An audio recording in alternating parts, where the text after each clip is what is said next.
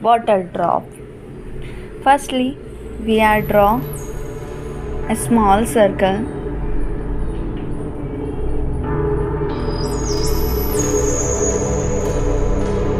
Then shed like this.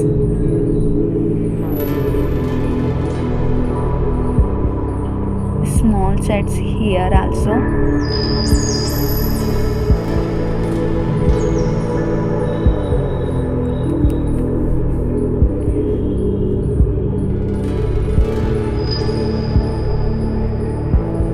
Yay, so realistic.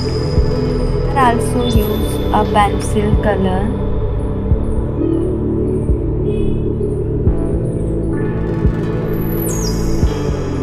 Now see, it's looking so realistic.